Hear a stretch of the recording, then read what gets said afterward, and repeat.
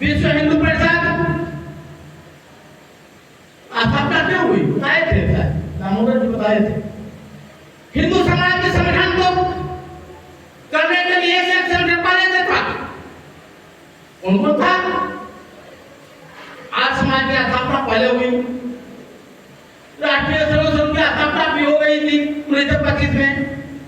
अनेक साधु संत महामंडल संस्कार सब करते थे, हिंदू को जगाते थे। फिर क्या आवश्यकता था विश्व हिंदू परिषद का? मैं नहीं समझ रहा क्या आवश्यकता क्यों था? तो विश्व हिंदू परिषद की स्थापना के लिए आर्य समाज एक संघ विदेश गए थे। उन्होंने किया था कि कोई ना कोई ऐसा हिंदू नाम से संगठन हो जो हिंदू के जगह है। आप सुनते हैं रामायण देखते थे ना, तो रामायण में कुंभकर्ण था, सुनते देखे होंगे। तो कुंभकर्ण 6 महीना सोता था, 6 महीना जगाया जाता था। 6 महीना सोना, 6 महीना जागना। तो रावण मुझसे रहा था, घबरा रहे थे कुंभकर्ण के जगाने के लिए। लोग जाता है राम का जवाब लगाओ, तो घंट घड़ियाल नाक में सब कुछ करता है, जगता नहीं है। आगे कहता है दूत कि कुंभकर्ण नहीं जग रहा है रावण से। कुंभकर्ण क्या करता है? नहीं जगा। रावण का नहीं जगा कुंभकर्ण नहीं। तो फिर रावण अपने जाते हैं और कहते हैं कुंभकर्ण, अरे कब तक सोते रहेंगे? जागो, नाम में कोई करंट है, कितना जगह आपको ये कैसे रखा? अब विजय से मान यहाँ नाम कहे सुनिए, नहीं सुनेंगे। अब आलोक जी के बहन को सुनेंगे तो नाम से जगाना पड़ता है। हिंदू नाम से आता कोई जगह नहीं, हिंदी इसलिए हिंदू जगह नहीं, तो उसका नाम विश्व हिंदू परिषद। आज समाज के संतों पर आए राष्ट्रीय स्वयंसेवक संघ के मुख्य सरसंघचालक माधवराव सदाशिव गोलवाड़ गुरु जी से संपर्क किए और कहे कि सब संगठन तो लेके संतों को संगठन बनाइए, अर्थात प्रत्यक्ष रूप से हिंदू लगना चाहिए, जो विश्व के हिंदुओं को संगठित करे और यशस्वी बनावे, शक्तिशाली बनावे।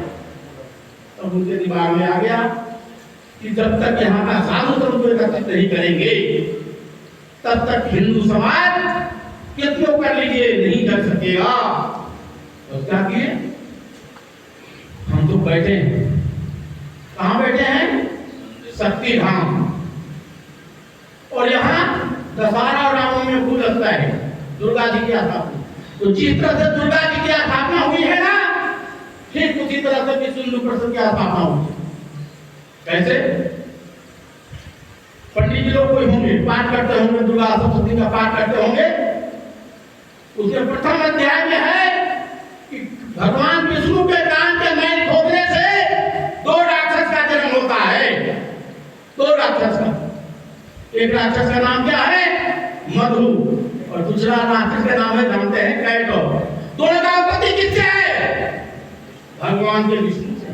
वो दोनों राक्षस क्या चाहता है? भगवान विष्णु के अर्थात उनके हवाई साधु संतों, ऐसे मानव, ऐसे उस समय का हिंदू सनातनी जो थे उनको समाप्त करना चाहता है।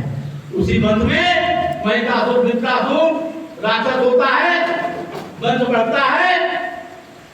जब हिंदू समाज सर से ऊपर होता है तो चिंता करता है। देवता भी वैसे ही थे, देवता भी एक जगह बैठे नहीं थे उस समय। जब अत्याचार होने लगा, साधना नहीं करने दिया जाता था, जब प्रवचन नहीं करने दिया जाता था, सब देवतन तन हो गए, कहीं कुछ करना पड़ेगा। तो सब विचार किया कि देखो हम एक शक्ति दो, सबका अपना शंकर जी का त्रिशूल है, चक्र सुदर्शन विष्णु भगवान का है, कोई भजन करेगा दादा, सबका कुछ है। तो ऐसा हम लोग शक्ति करके एक संगठन बनाओ। वही शक्ति दुर्गा जी के नाम से बना, और अष्टभुजी दुर्गा देखते हैं उनका हाथ में क्या क्या है, सबका शस्त्र है, यानी सभी लोग अपना शस्त्र और सहयोग दिए, और सब दिए तो वही महिषासुर वृत्रासुर राक्षस का वध हुआ। ठीक उसी तरह से कृष्ण जन्माष्टमी के दिन 1964 में सभी संतों अपने संप्रदाय या समाज के कबीरपंथी, रहीमपंथी, ठाकुर हनुमान भाई पोदार, संत तुकडोजी महाराज, जयंत्याचार्य, सुशील मुनि, बौद्ध बंदे जाने सब मिल करके और शंकराचार्य मित्रानंद जी ऐसे मिल करके विश्व हिंदू का स्थापना हुई। और विश्व हिंदू परिषद 80 देशों में संगठन है, 50 देशों में विधिवत समितियां हैं और उसी में एक संगठन हुआ युवा शक्ति। राम का काम लिया विश्व हिंदू परिषद और महान 1983 में स्थापना के बाद और 84 में जब 83 के रथ यात्रा चल रहा था तो विचार किया गया। संक्षेप में बता रहा हूं, समय सीमा आपको भी मुंडो जाने का सुनने का तो होगा नहीं, स्वाभाविक है। तो हमें 83 के बाद 84 में फिर एक रथ निकला। सीता मैया कहे कि हम अपने निकट थे, जब हम रावण हर कर ले गया था तो राम जी हमको मुक्त कराए थे। आज कल युग में सीता मैया कही कि राम जी हमारे बंद हैं जेल में, खिड़की से लोग दर्शन करता है क्योंकि राम जन्म में 49 में ही बंद हो गया था। तो नैहर से हम अपने भाई के भतीजा का दल लेकर जाएंगे और राम जी के ताला खुलवाएंगे। 84 में चला डगर जगाते हुए वही संकल्प लिया गया। वहां 1 लाख लोग युवा 84 में बजरंग दल की स्थापना हुई। 1 लाख युवा शक्ति बजरंग दल का भर्ती करेंगे। 40 लाख 40,000 को 40 दिन धरना पर देंगे। सरकार अगर नहीं ध्यान देगा तो 60,000 बजरंग दल युवा शक्ति पर है वो एक साथ जाएगा और ताला खोलो आंदोलन, ताला तोड़ो आंदोलन में बदल जाएगा। भाई साहब एक हमारे संतों ने दायित्व दिया था सरकार को कि 9 मार्च 86 से ताला नहीं खोलोगे तो ताला तोड़ेगा हमारा बजरंग दल। 1 फरवरी 86 के ताला खुल गया, संकल्प पूरा हो गया। हमारा हिंदू संकल्प लेता है, ताला विजय हो जाता है। इसके बाद हमें चरणबद्ध विजय होते गया, आप सब जानते हैं। इसके बाद और विजय हो रहा है।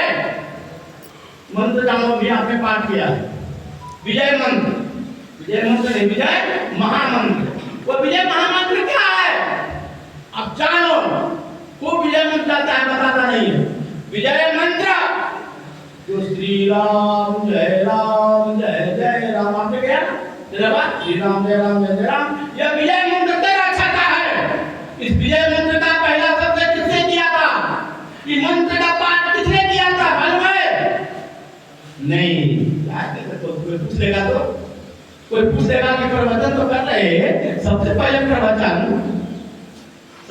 प्रवचन क्या दिया है, क्या सुना है, मालूम नहीं है कैसे करें, ये भी तो मालूम नहीं होगा आप। और विजय मंत्र जरूर बैठे में जब बताया भी जाता है। मैं भी गया था कोडरमा, मैंने बताया तो कहा कि भाई बहुत आपने ज्ञान दिया, आज तक कोई बताता है नहीं। तो विजय मंत्र राम और राम जब युद्ध चल रहा था और लंका पर विजय करना था, तो लंका पर विजय करना था तो नारद जी के कहने पर हनुमान जी ने विजय मंत्र को पाठ किया था, लंका विजय हुआ। झूठ बोल रहा हूं, गलत बोल रहा हूं तो कोई हमको पकड़ लेना, सही बात है।